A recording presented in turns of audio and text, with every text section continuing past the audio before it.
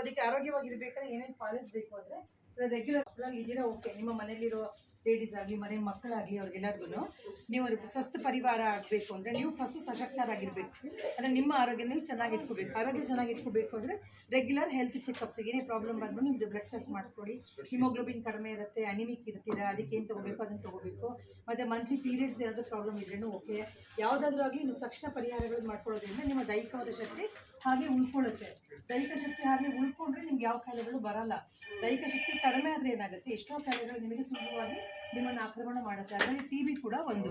ನಿಮಗೆ ಇಮ್ಯುನಿಟಿ ಕಡಿಮೆ ಆದಾಗ, ದೈಹಿಕ ಶಕ್ತಿ ಕಡಿಮೆ ಆದಾಗ ಬರೋ ಕಾಯಿಲೆಗಳಲ್ಲಿ TB ಕೂಡ ಒಂದು. TB ಅಂದರೆ ಲಕ್ಷಣಗಳಿದೆ, 10 ಲಕ್ಷಣಗಳು ಇರ್ಬೋದು. ಅದರಲ್ಲಿ 2 ವಾರಕ್ಕಿಂತ ಜಾಸ್ತಿ ಕೆಮ್ಮಿರುತ್ತೆ, ವೆಯ್ಟ್ ಲಾಸ್ ಇರುತ್ತೆ, ತೂಕ ಕಡಿಮೆ ಆಗುವಂಥದ್ದು, ಸತತವಾಗಿ ಕೆಮ್ಮಿರುತ್ತೆ, ರಾತ್ರಿ ಹೊತ್ತು ಜ್ವರ ಬರುವಂಥದ್ದು, ಸಣ್ಣ ಆಗೋದು, ವೆಯ್ಟ್ ಲಾಸ್ ಆಗೋದು, ಹೊಟ್ಟೆ ಹಸಿವಾಗಲ್ಲ ಅನ್ನೋದು, ಎದೆ ನೋವು, ಕಫದಲ್ಲಿ ರಕ್ತ ಬರೋದು, ಈ ಥರದ್ದು ಎಷ್ಟೋ ಕೇಳಿರ್ತೀರಲ್ವ ನೀವು. ಸೊ ಅದೆಲ್ಲ ಲಕ್ಷಣಗಳಿರುವಾಗ ನೀವು ESIಗೆ ಕಾರ್ಡ್ ಇರಬೇಕು, ನಾನು ಡಬಲ್ ಫೀಸ್ ತರಬೇಕು ಅನ್ನೋದೇನು ಇರಲ್ಲ. ನೀವು ಅಲ್ಲಿ ಹೋಗಿ ಕಫ ಪರೀಕ್ಷೆ ಮಾಡಿಸ್ಬೋದು. ಅದು ಮಾಡಿಸಿದಾಗ ನಿಮಗೆ ಗೊತ್ತಾಗತ್ತೆ, ನನಗೆ ಏನಾದ್ರು ಕಫ ಇರ್ಬೋದು, ಕ್ಷಯ ಇರ್ಬೋದಾ, TB ಇರ್ಬೋದಾ ಗೊತ್ತಾಗುತ್ತೆ.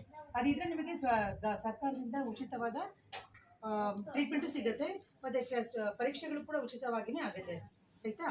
ಸೊ ಅದಕ್ಕೆ ನಿಮ್ಗೆ ಯಾವಾಗಲೂ ಒಂದು ತಲೆಯಲ್ಲಿ ಇಟ್ಕೊಳ್ಳಿ, ಕೆಮ್ಮು ಬಂದು 1 ವಾರ ಆಯಿತು ಪರವಾಗಿಲ್ಲ ಮೆಡಿಸಿನ್ಸ್ ತೊಗೊಳ್ಳೋಣ ಆ ಥರ ನೆಗ್ಲೆಕ್ಟ್ ಮಾಡಬೇಡಿ. 1 ವಾರಕ್ಕಿಂತ ಹೆಚ್ಚಾಯಿತು ಅಂದಿದ ತಕ್ಷಣವೇ ನೀವು ಕ್ಷಯನ ನೀವು ಸಸ್ಪೆಕ್ಟ್ ಮಾಡ್ಬೋದು, ಬರೀ ಇರ್ಬೋದು ಏನೋ ಅನ್ನೋದಕ್ಕೆ ನೀವು ಒಂದು ಚಿಕ್ಕದೊಂದು ಪರೀಕ್ಷೆ ಅಷ್ಟೇ, ಅದು ಉಚಿತವಾಗಿ ಆಗುತ್ತೆ. ಸರ್ಕಾರಿ ಆಸ್ಪತ್ರೆಗಳಿಗೆ ಹೋದರೆ ಕಫ ಪರೀಕ್ಷೆ ಮಾಡಿ ನಿಮಗೆ ಹೇಳ್ತಾರೆ.